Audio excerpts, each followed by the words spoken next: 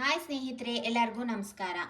ನಾವು ಹೊರಗಡೆ ಸಾಕಷ್ಟು ದುಡ್ಡುಗಳನ್ನ ಕೊಟ್ಟು ಪ್ರೋಟೀನ್ ಬಾರ್ನೆಲ್ಲ ತಗೋತೀವಿ. ಅದರಲ್ಲಿ ಕ್ವಾಲಿಟಿ ಆಫ್ ಇಂಗ್ರೀಡಿಯೆಂಟ್ಸ್ ನಮಗೆ ಗೊತ್ತಿರೋದಿಲ್ಲ. ಏನೇನು ಫುಡ್ ಕಲರ್ ಹಾಕಿರ್ತಾರೆ, ಅಡಲ್ಟೇಟಿವ್ಸ್ ಏನೇನಿರುತ್ತೆ, ಪ್ರಿಸರ್ವೇಟಿವ್ಸ್ ಏನಿರುತ್ತೆ ಅಂತ ನಮ್ಗೆ ಯಾರಿಗೂ ಗೊತ್ತಿರೋದಿಲ್ಲ. ಅದಕ್ಕಿಂತ ಕಡಿಮೆ ವೆಚ್ಚದಲ್ಲಿ ನಾವು ಮನೆಯಲ್ಲಿ ಹೆಲ್ದಿಯಾಗಿರುವಂಥ ಪ್ರೋಟೀನ್ ಬಾರ್ನ ಹೇಗೆ ಮಾಡೋದು ಅಂತ ಈ ವಿಡಿಯೋದಲ್ಲಿ ನಿಮಗೆ ತೋರಿಸ್ಕೊಡ್ತೀನಿ, ಬನ್ನಿ. ಅದಕ್ಕೆ ಬೇಕಾಗಿರುವಂಥ ಇಂಗ್ರೀಡಿಯೆಂಟ್ಸ್ ಇದು ಫ್ಲಾಕ್ ಸೀಡ್ಸ್ ಅಂದರೆ ಅಕ್ಸೆ ಬೀಜ, ಆಮೇಲೆ ಇದು sunflower seeds, pumpkin seeds, walnuts, cashew, pistachio, ಬಾದಾಮಿ ಮತ್ತು ರಾಗಿ ಹಿಟ್ಟನ್ನ ನಾನು ಕಲಸಿಟ್ಕೊಂಡಿದ್ದೀನಿ. ಇದಕ್ಕೆ ಒಂದು ಸ್ವಲ್ಪ ಉಪ್ಪನ್ನ ಹಾಕಿದ್ದೀನಿ. ಉಪ್ಪನ್ನ ಹಾಕ್ಬಿಟ್ಟು ರಾಗಿ ರೊಟ್ಟಿಗೆ ಹೇಗೆ ಮಿಕ್ಸ್ ಮಾಡ್ಕೋತೀರಾ ಅದೇ ರೀತಿ ಮಾಡ್ಕೋಬೋದು. ಜೊತೆಗೆ ತುಪ್ಪ. ಇದಿಷ್ಟು ನಮ್ಮ ಇಂಗ್ರೀಡಿಯೆಂಟ್ಸ್ ಆಗಿರುತ್ತೆ. ಸೊ ನಾನೀಗ ಅದನ್ನು ಹೇಗೆ ಮಾಡೋದು ಅಂತ ತೋರಿಸ್ಕೊಡ್ತೀನಿ. ಫಸ್ಟು ತಿಕ್ಕ ಬೇಸಿರುವಂಥ ಒಂದು ಪಾತ್ರೆನ ಇಟ್ಕೊಂಡಿದ್ದೀನಿ. ಪಾತ್ರೆನ ಇಟ್ಕೊಂಡು ನಾನೀಗ ಒಂದೊಂದೇ ಡ್ರೈ ಫ್ರೂಟ್ಸ್ನ ನಾನು ಅದರಲ್ಲಿ ಹಾಕಿ ಡ್ರೈ ರೋಸ್ಟ್ ಮಾಡ್ಕೋತಾ ಇದ್ದೀನಿ. ಬಾದಾಮಿ, sunflower seeds, walnuts, sunflower seeds, flax seeds, pistachio, cashew ಇದನ್ನೆಲ್ಲ ಹಾಕಿ ನಾನು ಡ್ರೈ ರೋಸ್ಟ್ ಮಾಡ್ತಾ ಇದ್ದೀನಿ. 2 to 3 ಮಿನಿಟ್ಸ್ ನಾವು ರೋಸ್ಟ್ ಮಾಡಿದ್ರೆ ಸಾಕಾಗುತ್ತೆ. ಅದು ಒಂದು ಮೀಡಿಯಮ್ ಫ್ಲೇಮ್ನಲ್ಲಿ ಇಟ್ಕೊಂಡು ನಾವು ಡ್ರೈ ರೋಸ್ಟ್ ಮಾಡಬೇಕಾಗತ್ತೆ. 3 ಮಿನಿಟ್ಸ್ ರೋಸ್ಟ್ ಮಾಡಿದ್ದೀನಿ. ಇಷ್ಟು ಮಾಡಿದ್ರೆ ಸಾಕು, ತೀರಾ ರೋಸ್ಟ್ ಮಾಡಬೇಕು ಅಂತ ಏನಿಲ್ಲ. ನಾನೀಗೊಂದು ಪ್ಲೇಟ್ಗೆ ನಾನು ಇದನ್ನು ಟ್ರಾನ್ಸ್ಫರ್ ಮಾಡ್ತಾ ಇದ್ದೀನಿ. ಇದೊಂದು ಸ್ವಲ್ಪ ತಣ್ಣಗಾಗಬೇಕು. ಇದು ತಣ್ಣಗಾಗಲಿ. ತಣ್ಣಗಾಗೋ ಅಷ್ಟರಲ್ಲಿ ಬೇರೆ ಪ್ರೊಸೀಜರ್ನ ನಾವು ನೋಡೋಣ. ನಾವು ಮಿಕ್ಸ್ ಮಾಡಿ ಇಟ್ಕೊಂಡಿರೋಂಥ ರಾಗಿ ಹಿಟ್ಟಿಂದ ನಾನು ರಾಗಿ ರೊಟ್ಟಿನ ಮಾಡ್ಕೋತಾ ಇದ್ದೀನಿ.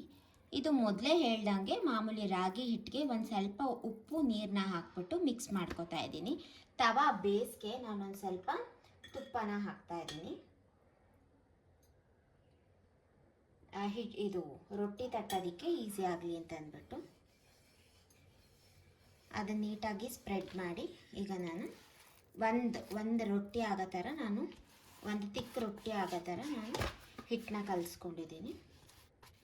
ಮಾಮೂಲಿ ರಾಗಿ ರೊಟ್ಟಿ ಹೇಗೆ ತಟ್ತೀರ ಹಾಗೆ ತಟ್ಕೊಂಡು ನಾನು ತುಪ್ಪದಲ್ಲಿ ಅದನ್ನು ಬೇಯಿಸ್ಕೊತೀನಿ.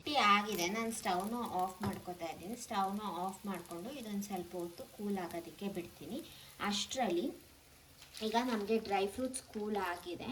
ಸೊ ಇದನ್ನು ನಾನು ಮಿಕ್ಸಿಗೆ ಹಾಕಿ ಪೌಡ್ರ್ ಮಾಡ್ಕೊತೀನಿ. ಈಗ ನಾನು ರೋಸ್ಟ್ ಮಾಡಿರೋಂಥ ಸೀಡ್ಸ್ನೆಲ್ಲನೂ ನಾನು ಒಂದು ಮಿಕ್ಸರ್ ಜಾರ್ಗೆ ಹಾಕ್ತಾ ಇದ್ದೀನಿ.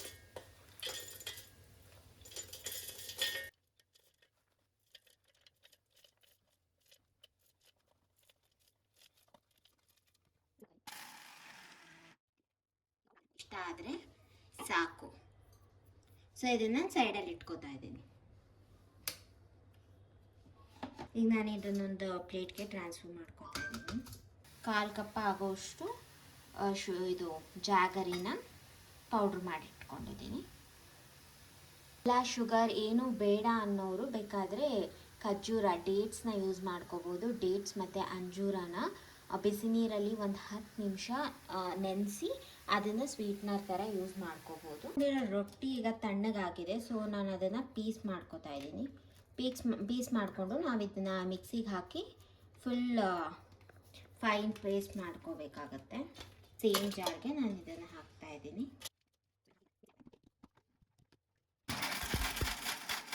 ಓಕೆ, ಈಗ ಫುಲ್ ಪೇಸ್ಟ್ ಆಗಿದೆ. ನಾನು ಆಫ್ ಮಾಡಿಬಿಟ್ಟು ಇದನ್ನು ತಿರ್ಗಾ ಒಂದು ಪ್ಲೇಟ್ಗೆ ಟ್ರಾನ್ಸ್ಫರ್ ಮಾಡ್ತಾ ಇದ್ದೀನಿ. ಇಷ್ಟು ಪೇಸ್ಟ್ ಆದರೆ ನಮಗೆ ಸಾಕು. ಈಗ ನಾನೊಂದು ತಿಕ್ಕ ಬೇಯಿಸಿರುವಂಥ ಪಾತ್ರೆನ ಇಟ್ಕೊಂಡಿದ್ದೀನಿ. ಸೊ ಇದಕ್ಕೆ ನಾನೊಂದು 2 ರಿಂದ 3 ಸ್ಪೂನ್ ಆಗೋಷ್ಟು ತುಪ್ಪನ ಬೆರೆಸ್ತಾ ಇದ್ದೀನಿ. ತುಪ್ಪ ನೀವು ತುಂಬ ಲಿಬ್ರಲಾಗಿ ಹಾಕ್ಕೋಬೋದು ಇದರಲ್ಲಿ. ಸೊ ಈ ತುಪ್ಪನ ಹಾಕ್ಕೊಂಡು ಬೆಲ್ಲ ಏನಿದೆ ಪೌಡ್ರ್ ಮಾಡ್ಕೊಂಡಿರೋ ಬೆಲ್ಲನ ನಾನು ಇದಕ್ಕೆ ಹಾಕ್ತಾ ಇದ್ದೀನಿ. ಅಂದರೆ ಬೆಲ್ಲ ತುಂಬ ಪಾಕ ಬರಬೇಕು ಅಂತೇನಿಲ್ಲ. ಒಂದು ಸ್ವಲ್ಪ ಅದು ಮೆಲ್ಟ್ ಆಗೋಕ್ಕೆ ಸ್ಟಾರ್ಟ್ ಆದಮೇಲೆ ನಾವು ಬೇರೆ ಪೌಡ್ರ್ ಮಾಡಿ ಇಟ್ಕೊಂಡಿರೋಂತಹ ಇಂಗ್ರೀಡಿಯೆಂಟ್ಸ್ನ ನಾವು ಹಾಕ್ಬೋದು. ಇಷ್ಟು ಮೆಲ್ಟ್ ಆಗಿರೋದು ಸಾಕು. ಈಗ ನಾನು ಪೌಡ್ರ್ ಮಾಡಿ ಇಟ್ಕೊಂಡಿರುವಂತಹ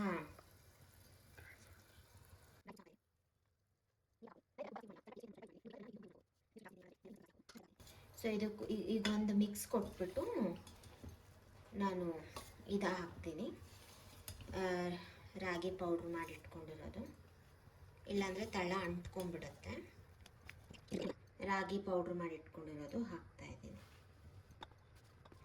ಈಗ ನೀವು ಜಾಸ್ತಿ ರೋಸ್ಟ್ ಮಾಡಬೇಕು ಅಂತ ಏನಿಲ್ಲ, ಎಲ್ಲನೂ ಕರೆಕ್ಟಾಗಿ ಮಿಕ್ಸ್ ಮಾಡಿದ್ರೆ ಸಾಕು. ಆಲ್ರೆಡಿ ನಾವೆಲ್ಲನೂ ಡ್ರೈ ರೋಸ್ಟ್ ಮಾಡ್ಕೊಂಡಿದ್ದೀವಿ, ಇದು ರೊಟ್ಟಿ ಮಾಡ್ಕೊಂಡು ಬೇಯಿಸ್ಕೊಂಡಿದ್ದೀವಿ.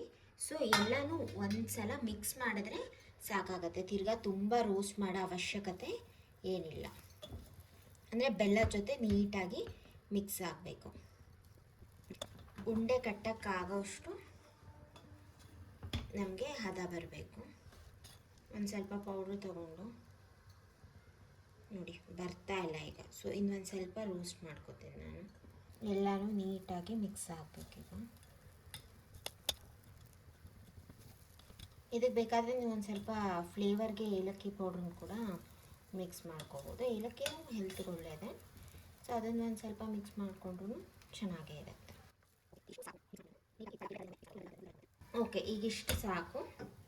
ನಾನೀಗ ಏನು ಮಾಡ್ತಾಯಿದ್ದೀನಿ, ಒಂದು ಪ್ಲೇಟ್ಗೆ ಇದನ್ನು ಟ್ರಾನ್ಸ್ಫರ್ ಮಾಡ್ತೀನಿ. ಒಂದು ಸ್ವಲ್ಪ ತಣ್ಣಗಾಗಬೇಕು, ಆಮೇಲೆ ಉಂಡೆನ ಕಟ್ಟೋಣ. ಬೆಲ್ಲ ಮತ್ತು ಎಲ್ಲ ಡ್ರೈ ಫ್ರೂಟ್ಸ್ ಹಾಕಿರೋದ್ರಿಂದ ಗಮ್ ಅಂತ ಇದೆ, ತುಂಬ ಚೆನ್ನಾಗಿ ಬರ್ತಾ ಇದೆ ಫ್ರೇಗ್ರೆನ್ಸು. ಇದು ಒಂದು ಸ್ವಲ್ಪ ತಣ್ಣಗಾದ್ಮೇಲೆ ನಾನು ಉಂಡೆ ಕಟ್ಬಿಟ್ಟು ಸ್ಟೋರ್ ಮಾಡಿಡ್ತೀನಿ. ತುಂಬ ಬಿಸಿಯಲ್ಲಿದ್ದರೆ ಕೈ ಸುಟ್ಕೋತೀರಾ ಉಂಡೆ ಕಟ್ಟೋಕ್ಕೋದ್ರೆ. ಇದು ಒಂದು 50% ಕೂಲ್ ಆಗಿದೆ. ಸೊ ಇದನ್ನು ನಾನು ಈ ಥರ ಉಂಡೆ ಕಟ್ತಾ ಇದ್ದೀನಿ. ಉಂಡೆ ಕಟ್ಬಿಟ್ಟು ಕಂಪ್ಲೀಟಾಗಿ ಡ್ರೈ ಆದಮೇಲೆ ಒಂದು ಏರ್ಟೈಟ್ ಕಂಟೈನರಲ್ಲಿ ನಾವು ಸ್ಟೋರ್ ಮಾಡಿ ಇಟ್ಕೋಬೋದು. ಇಷ್ಟಿಷ್ಟು ದಪ್ಪ ಉಂಡೆ ಕಟ್ಟಿದ್ರೇ ಸಾಕು.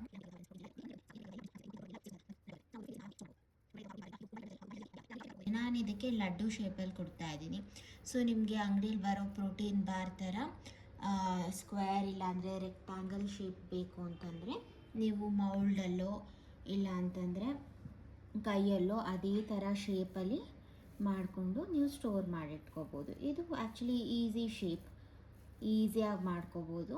ತುಂಬ ಟೈಮ್ ವೇಸ್ಟ್ ಕೂಡ ಆಗೋದಿಲ್ಲ. ಈಗ ನೀವು ನೋಡ್ತಾ ಇರ್ಬೋದು ವಿಡಿಯೋದಲ್ಲೇ ಪಟ್ ಅಂತ ಮಾಡಿದ್ವಿ. ಎಲ್ಲ ಡ್ರೈ ಫ್ರೂಟ್ಸ್ ನಮ್ಮ ಹತ್ರ ಇದ್ದರೆ ಪಟ್ ಅಂತ ನಾವು ಡ್ರೈ ರೋಸ್ಟ್ ಮಾಡ್ಕೊಳ್ಳೋಕೆ ಒಂದು 2 ಮಿನಿಟ್ಸು, ರೊಟ್ಟಿ ಮಾಡ್ಕೊಳ್ಳೋದಕ್ಕೆ ಒಂದು 5 ಮಿನಿಟ್ಸ್, ಗ್ರೈಂಡ್ ಮಾಡ್ಕೊಂಡು ತಿರ್ಗಾ ಅದನ್ನು ರೋಸ್ಟ್ ಮಾಡ್ಕೊಳ್ಳೋದಕ್ಕೆ ಒಂದು 5 ಮಿನಿಟ್ಸ್, ಆಮೇಲೆ ಉಂಡೆ ಕಟ್ಟೋದಕ್ಕೆ ಒಂದು 5 ಮಿನಿಟ್ಸ್.